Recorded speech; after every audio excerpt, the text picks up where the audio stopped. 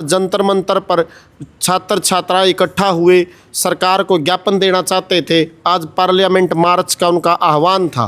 पिछले कई दिनों से यहाँ सैकड़ों हजारों की संख्या में विद्यार्थियों का जुटान हो रहा है और आज जब वो विद्यार्थी पार्लियामेंट मार्च के लिए गांधीवादी लोकतांत्रिक तरीके से संवैधानिक दायरे में रहकर बिना किसी की प्रकार की हिंसा किए निकले, तो केंद्र की सरकार ने, दिल्ली पुलिस ने उन पर भयानक लाठीचार्ज किया, आंसू गैस के गोले फेंके गए और पुलिसकर्मियों द्वारा ईंट पत्थर मारा गया। मैं आपको सीधे रूबरू करवाता हूं उन विद्यार्थियों पर जिनको टॉर्चर किया गया, जिनको पीटा गया। तो आप उनसे सीधी उनसे बातचीत से आप अंदाज़ा लगा सकते हो कि किस भयानक पीड़ा उन विद्यार्थियों को पहुंचाई गई है। तो नमस्कार सर। नमस्कार सर। आपका नाम सर? मेरा नाम अयाज खान है। आप उधर देखिए, अयाज खान नाम आपका। अच्छा, कहाँ से हो सर आप? मैं उत्तराखंड से हूँ, देहरादून जिले से। अच्छा। और मैं SFI उत्तराखंड राज्य कमेटी का सह सचिव हूँ। अच्छा, तो आज आप उस प्रदर्शन के अंदर शामिल थे, तो वहाँ पर क्या हुआ आज?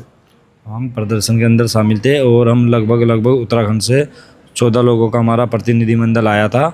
और हमारे तमाम साथी जब मार्च की तरफ बढ़े, पार्लियामेंट की तरफ, जंतर मंतर की तरफ जाने के लिए, जंतर मंतर से पार्लियामेंट की तरफ जाने के लिए, तो वहाँ पे हमने देखा कि जो पुलिस थी, पुलिस के द्वारा आंसू गैस के गोले छोड़े जा रहे थे छात्रों के ऊपर और फिर धक्का मुक्की हो रही थी, लाठी चार्ज हो रही थी। तो हम भी उसी के शिकार हुए, हमारे तमाम साथी शिकार हुए, 14 के 14 लोग। और जब मैं लगभग बैरिकेड के आसपास था और जब मेरे सामने से आंसू गैस का गोला आता है और वो मेरे करीब ही गिरता है और उस दौरान फिर मुझे दिखना बंद होता है, फिर धक्का मुक्की होती है, तो मैं बैरिकेड में लगता हूँ, मेरा घुटना लगता है बैरिकेड में। तो यहाँ आपका चोटें लगी? हाँ, ये पैंट भी वहीं फटी? ये पैंट भी फिर वहाँ मुझे दिखाई नहीं दिया। ये भगदड़ में कुछ लोग भी चढ़े ऊपर, मतलब हम गिरे भी है भगदड़ में, तो शायद वहाँ हमारी जान भी जा सकती थी, उस भगदड़ में हम मर भी सकते थे। तो आज जो ये भयानक लाठीचार्ज हुआ, इसके लिए आप किसे जिम्मेदार मानते हैं? इसके लिए हम, जो मोदी सरकार है, जो भाजपा की सरकार है, धर्मेंद्र प्रधान है, ये मुख्य तौर पर जिम्मेदार है।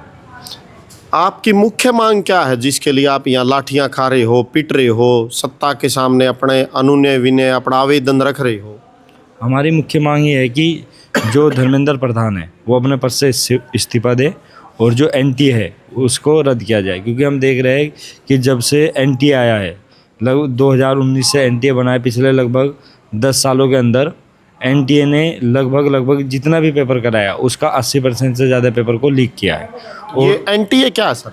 ये बताते हैं वो इसे नेशनल टेस्टिंग एजेंसी, पर हम इसे मानते हैं कि नेशनल टॉर्चरिंग एजेंसी है, जो छात्रों को टॉर्चर करती है। फिर उसे टॉर्चर करने के बाद छात्र अपनी आत्महत्या करते हैं, लेकिन वो आत्महत्या नहीं है, वो इंस्टीट्यूशनल मर्डर है।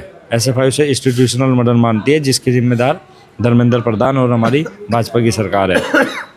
तो सर, आप हमारे चैनल के माध्यम से पूरे देश की जनता से या दुनिया भर के नागरिकों से कोई अपील करना चाहते हो? बिल्कुल, हमारा जो मुख्य उद्देश्य है, जो सबसे अपील रहेगी, वो यही है कि हमारी मुख्य मांग है कि धर्मेंद्र प्रधान इस्तीफा दे और इसके लिए तमाम छात्र एकजुट हो और इस संघर्ष को जारी रखें। जब तक धर्मेंद्र प्रधान इस्तीफा नहीं देंगे और NTA को रद्द नहीं किया जाएगा, तब तक हमारा संघर्ष जारी रहेगा। और उसके साथ साथ हमारी इसके अलावा भी कुछ मुख्य मांग है कि सिर्फ इतनी नहीं, जो शिक्षा का निजीकरण है, जो ये हम देख रहे हैं, निजीकरण इतना हुआ है कि जो मजदूर है, जो किसान है, जो बहुत गरीब तबके के लोग हैं, वो अपने बच्चों को अगर पूरे जीवन का पैसा भी लगाए तो शायद वो अपने बच्चों को एक बेहतर एजुकेशन नहीं दे पाएंगे। हम चाहते हैं कि जो एजुकेशन हो, वो एजुकेशन भी बेहतर हो और ये जो व्यवस्था, इस व्यवस्था में भी चेंज हो।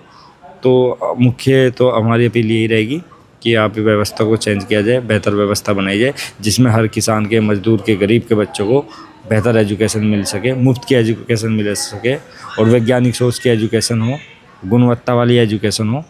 हमारे मुख्य मांग है। तो आपने आज जाना इन विद्यार्थियों की मांगों को, इनके सपनों को, इनके ख्वाबों को, और आपने देखा कि किस प्रकार भारत की लोकतांत्रिक तरीके से एक निर्वाचित सरकार, श्री नरेंद्र मोदी की सरकार, अपनी मांगों को लेकर लोकतांत्रिक तरीके से जब वो मांग पत्र आपके समक्ष रखना चाहते हैं, तो सरकार उन पर लाठियां भांज रही है, उनको पीट रही है, उन पर आंसू गैस के गोले छोड़े जा रहे हैं और एक ऐसे शिक्षा मंत्री को बचाने की कोशिश की जा रही है जिनके कार्यकाल में पेपर लीक की बाढ़ आई हुई है।